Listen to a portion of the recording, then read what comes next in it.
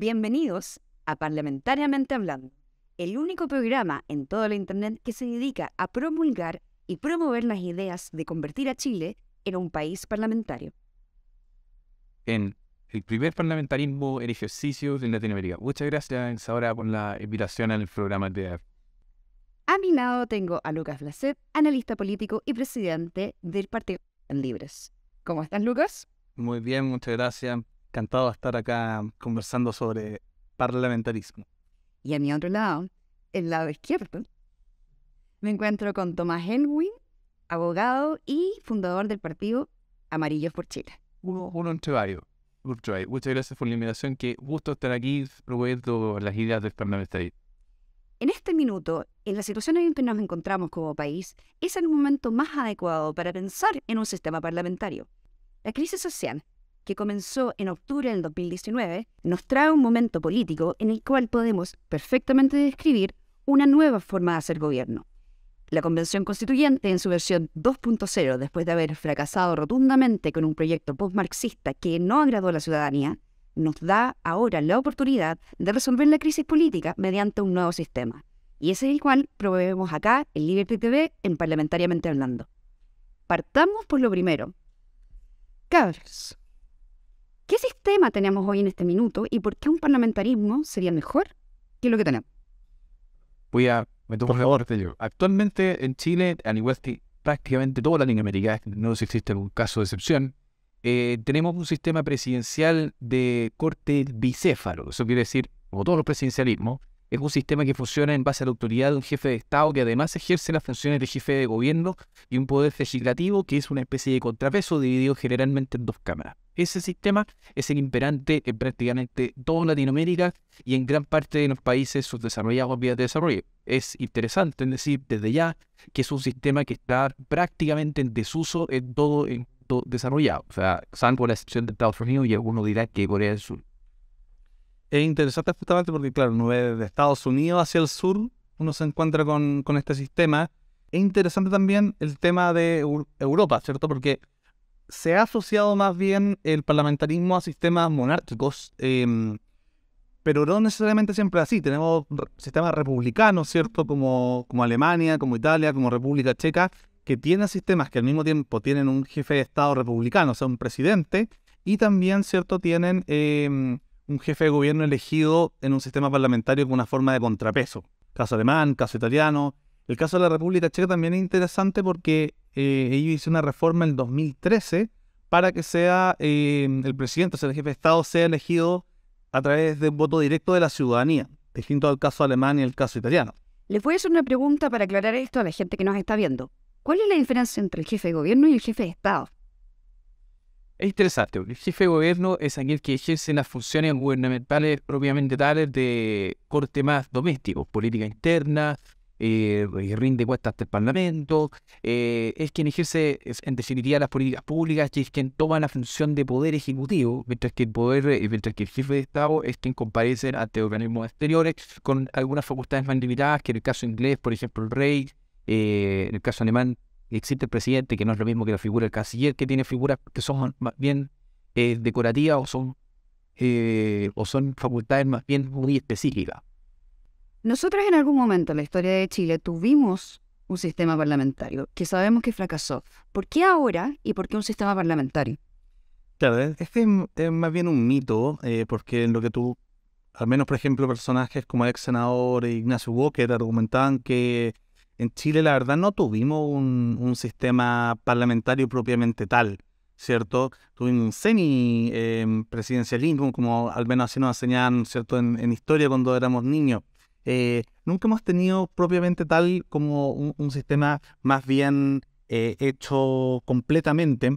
Voy a citar acá a Andrés Velasco también, que decía que no se salta un precipicio, ¿cierto?, de dos brincos. O sea, o nos mantenemos en un sistema presidencial, que ya vemos que ha generado un montón de problemáticas, o pasamos a un sistema parlamentario con todas las de la ley. Y eso significa un sistema coherente entre lo electoral, lo político, lo regional, o nos quedamos con este sistema que nos hemos dado cuenta que la verdad está haciendo aguas. Probablemente es una de las razones por las cuales hubo el estallido social, ¿cierto?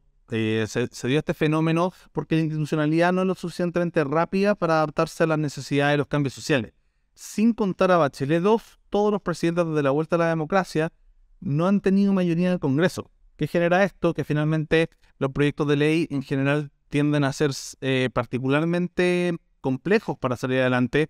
Se tiene que recurrir forzosamente a la política de los acuerdos, pero finalmente, ¿qué genera eso? Que muchas veces apenas empieza a bajar la popularidad de un jefe de gobierno, ¿cierto? Que es lo normal, lo natural después de la elección, eso termina causando que a la baja de la popularidad, la oposición no le da ni pan ni agua. Entonces, eso genera que menos proyectos le pasen, aumenta la impopularidad y el círculo vicioso se alimenta eternamente. Creo que estamos tocando varios temas de una sola vez. La verdad es que quiero hacer algunas complementar un poco lo que dice Lucas, en el sentido de que en Chile nunca hubo un sistema parlamentario en derecho, sino que siempre fue una situación de facto. Ahora, la historiografía chilena, la verdad es que el análisis concienzudo que debería haber hecho respecto de ese periodo llamado por la República Parlamentaria es más bien inexistente hasta el día de hoy. La verdad es que Chile, todos los historiadores fueron súper rápidos en ponerse de acuerdo y decir el periodo parlamentario fue súper malo y lo desechan, ¿ya? Sin perjuicio de que nunca estuvimos en un sistema de derecho parlamentario. ¿Qué es lo que ocurrió? Y aquí un poco hay un historiador que se llama Julio Heise, que tiene una opinión distinta respecto al sistema parlamentario, que de partida dice que no parte en 1891, sino que dice que empieza a ocurrir a partir de 1860 en adelante. De facto, claro, que se empieza a mudar hacia ese sistema, y él lo ve con muy buenos ojos porque dice que en Chile creció mucho, dice que Chile se mantuvo con una estabilidad política súper interesante, que fue un periodo de expansión de libertades públicas, hasta que el sistema colapsa finalmente porque se transformó en siempre lo fue un sistema oligárquico que estaba un poco anacrónico respecto de los tiempos que corrían, particularmente en Europa, y esto detona en la crisis de 1925. Ahora, respecto a cuáles eran los problemas que exigía este sistema en Chile, era que el presidente de la República se siguió manteniendo como una figura que accedía al poder mediante el voto popular. Por lo tanto, seguía existiendo la doble legitimidad del Parlamento por una parte, se atribuía la soberanía popular para sí mismo, pero el presidente también lo hacía. Por lo tanto, fue un periodo de conflicto constante entre el Poder Ejecutivo y el Poder Legislativo, donde el Poder Legislativo, por las pocas facultades que tenía igual, ejercía como una especie de derecho a paralelo a fin de controlar al presidente, votarle a los ministros, hacer unos controles de constitucionalidad respecto a la ley, rechazar la ley de presupuesto. Lo que vimos que gatilló finalmente en la guerra civil de 1891, que no fue otra cosa que un parlamento que pretendió controlar y pautar al presidente, y el presidente le dijo: ¿sabe qué? Aquí el sistema presidencial mando yo, y eso generó una guerra civil. Pero dicho eso, el presidencialismo tampoco es un sistema que haya resultado en nuestro país. O sea, volvemos a 1924 y a la Constitución del 25 y tuvimos solamente 50 años sin que este sistema presidencial también colapsara. Porque el colapso del 73 y el golpe de Estado y con la consecuente dictadura fue una crisis del sistema presidencial también. Y no es posible divorciar del conflicto en que incurrió el presidente de la República en el ejercicio de las facultades que él asumía que tenía en contra de un Congreso que tenía total y absolutamente en contra de un país tremendamente colonizado. Y los presidencialismos, y este es el gran problema, no resuelven de ninguna manera los conflictos entre el Poder Ejecutivo y el Poder Legislativo. Y hoy día estamos viendo un poco esa misma situación. La vemos en el gobierno anterior, que también se está empeñando con una minoría de Congreso, y la estamos viendo en el gobierno del presidente Gabriel Boric, donde también está en la minoría. Lo que significa, por lo bajo, que le es muy difícil gobernar. Ahora, ¿por qué un sistema parlamentario solucionaría esto? Onda, efectivamente, ¿cuáles son los beneficios de un sistema parlamentario que resolverían esta crisis política del tira y afloja entre el presidente y el cuerpo legislativo? Antes de entrar para entrar a esa respuesta, quiero hacer un pequeño paso breve. Nosotros hoy día en Chile, después de la Constitución del 80, tenemos un presidencialismo por hipertrofia, se le ha llamado. Eso quiere decir que el presidente designan básicamente todos los cargos a su exclusiva confianza, a los funcionarios públicos, define quiénes son los embajadores, define prácticamente todo lo demás, y en el Congreso se limita más bien a ser simplemente una caja de resonancia o un SOT que aprueba o rechaza las leyes que le impone el presidente de la República, sin muchas facultades, sin mucha iniciativa legal tampoco, ¿ya? Eso genera que el Congreso es tremendamente irresponsable. Entonces, ¿qué es lo que pasa? Cuando tú tienes un Congreso que es irresponsable, que no tiene responsabilidad, tampoco tiene facultades, vemos más o menos lo que pasa hoy día. Parlamentarios que son irresponsables, que proponen cosas que sin pensar los presupuestos, sin pensar las consecuencias de sus leyes, pero y veces este desorden que uno puede apreciar hoy día en el Congreso. El parlamentarismo soluciona un poco esta situación. Tampoco es la panacea, hay que hacer otras cosas también, pero soluciona un poco esta situación. ¿Por qué? Porque los partidos políticos van a tener la expectativa de que van a ser ellos mismos gobierno en caso de ponerse de acuerdo y generar una mayoría. Y eso permite llegar a acuerdos de manera mucho más fácil y también votar gobiernos de manera mucho menos traumática, digámoslo. O sea, el primer ministro, que es quien gobernaría, pierda la confianza del Parlamento y se acabó el gobierno y vamos a otra cosa. Y creo que eso fue una de las situaciones positivas que tiene que hablar. Y claro, también hay algo interesante en el caso de que tuviéramos un sistema parlamentario hoy día en Chile, que tiene que ver con la idea de armar coaliciones posterior, ¿cierto?, al momento de la elección. Sea cual sea la forma en que se elija, ¿cierto?, con listas cerradas, nacionales, con listas regionales, pero finalmente las fuerzas políticas obtienen, ¿cierto?, de alguna forma una representación que coincide con la idea, y ahí los partidos liberales serán muy liberales, los partidos de izquierda podrán manifestar, ¿cierto?, su ideología de forma clara, lo mismo con la derecha. Entonces permite tener proyectos políticos mayoritarios, pero al mismo tiempo coherentes ideológicamente, ¿cierto? Lo vemos en Inglaterra con el Partido Conservador, el Partido Laborista, el Partido Liberal Demócrata, lo vemos en España, ¿cierto?, con Vox, con Ciudadanos, con el PP, con PSOE, con Podemos. Cada uno de estos son proyectos particularmente ideológicos, políticos y claros. Entonces las coaliciones políticas se arman después. Y pueden venir coaliciones muy interesantes como el caso alemán, ¿cierto?, donde hoy día gobiernan liberales clásicos de centro-derecha, que maneja, ¿cierto?, la agenda económica alemana, con a la cabeza con un socialdemócrata y con el Partido Ecologista, que ve, ¿cierto?, las partes que tienen que ver más con su tema. Entonces se armó lo que se conoce como la coalición semáforo, ¿cierto?, porque la opción de la Jamaica, esta es la semáforo, donde vemos socialdemócratas, liberales clásicos y ecologistas en un mismo gobierno. Y eso se da porque el Partido Ecologista fue muy, ¿cierto?, los verdes fueron particularmente ecologistas a su doctrina, los liberales muy liberales, los socialdemócratas muy socialdemócratas, y los otros partidos cada uno con su agenda, y luego después dicen, bueno, cada uno ya tiene la fuerza que corresponde en representación de la sociedad, y ahí vemos cómo armamos y generamos, ¿cierto?, este mix ideológico posterior a la elección. Y eso puede ser muy interesante porque hoy día, por ejemplo, en un sistema parlamentario no sería Boric el jefe de gobierno, ¿cierto? Porque no era el candidato de la coalición que más parlamentarios sacó. Entonces, que nos remitiéramos a ese sistema, sería Sichel, por ejemplo, ¿cierto? Porque Chile Vamos era el candidato de Chile Vamos, y Chile Vamos fue el candidato con más parlamentarios, y ellos hubiesen podido armar coalición. Si Boris también fuese el jefe de gobierno, en este caso sería un primer ministro, no tendría que haber salido del Congreso, podría haberse reelecto y también podría haber llegado a acuerdos lo suficientemente mayoritarios dentro del Parlamento para él elegirse en primer ministro y formar un gabinete, lo que le permitiría además hoy día tener mayoría en el Congreso y llevar un plan de gobierno que fuese factible y que le permitiese aprobar los proyectos de ley que él tendría.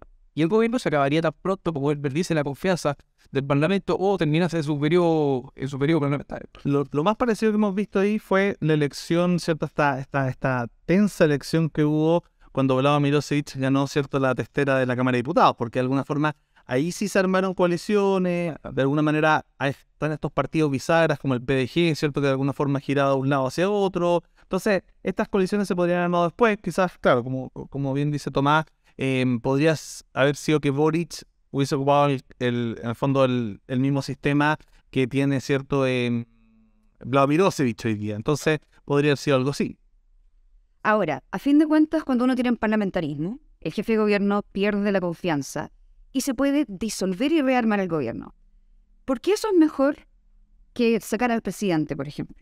Porque sacar al presidente es una experiencia siempre traumática. ¿Por qué? Porque el presidente tiene una legitimidad directa respecto del pueblo que lo elige. Entonces, la tentación de autoatribuirse la soberanía para sí mismo es muy grande. Y esto en Chile hemos visto ya, hemos vivido esta situación. O sea, la acabamos de vivir en el gobierno anterior, donde si hubiese probablemente estado en un sistema parlamentario, Sebastián Piñera no hubiese terminado su periodo y probablemente Después del 18 de octubre. después del 18 de octubre se hubiese acabado el gobierno ahí mismo, se hubiese puesto otro primer ministro y se acabó el problema. En cambio, tuvimos todo un periodo de acusaciones constitucionales repetidas en contra de los ministros del presidente Piñera, tuvimos unas acusaciones constitucionales en contra del mismo. Y bueno, en Chile hemos tenido guerra ni golpes de Estado producto de lo traumático que sacaron el presidente. Y no solamente en Chile, sino que en Latinoamérica esta ha sido la tónica de lo que genera el gran problema de la doble legitimidad, que es que el Congreso pierde la confianza en el presidente o el Congreso es un signo político distinto al presidente y se dedica activamente a sabotearlo.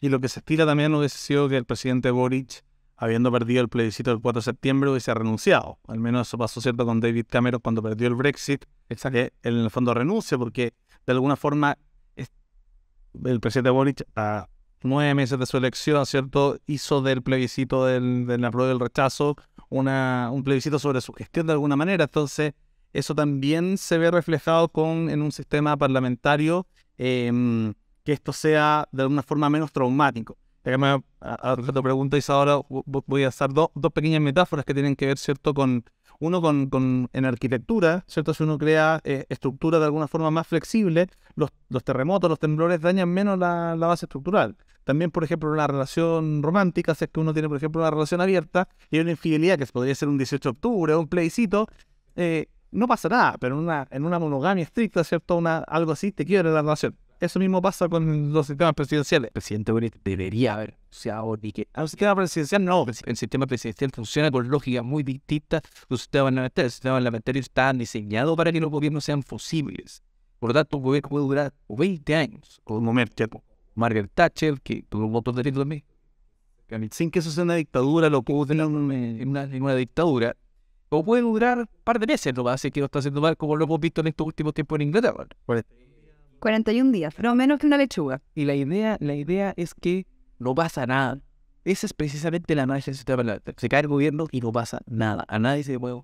Por eso es más liberal de alguna manera, y por eso creo que los liberales deberíamos defender con mucha fuerza la idea, ¿cierto?, del sistema parlamentario, por esa frase que dijo Tomás recién. Él no pasa nada, que es una actitud finalmente ante la vida, ¿cierto?, de que las cosas sean menos graves. Pero claro, en un sistema presidencial yo encuentro muy grave el renuncia a Boric, renuncia a Piñera, creo que le haría muy mal a la República. En un sistema parlamentario, si eso ya es parte de las reglas del juego y de la normalidad política, me parece que de alguna forma puede incentivar, ¿cierto?, Porque además renuncia y vuelve a su escaño en el Congreso, o sea, no. Básicamente, no pasa nada si nos movemos a un parlamentarismo, que sería probablemente la clave para resolver nuestras crisis políticas y lograr la gobernabilidad en Chile.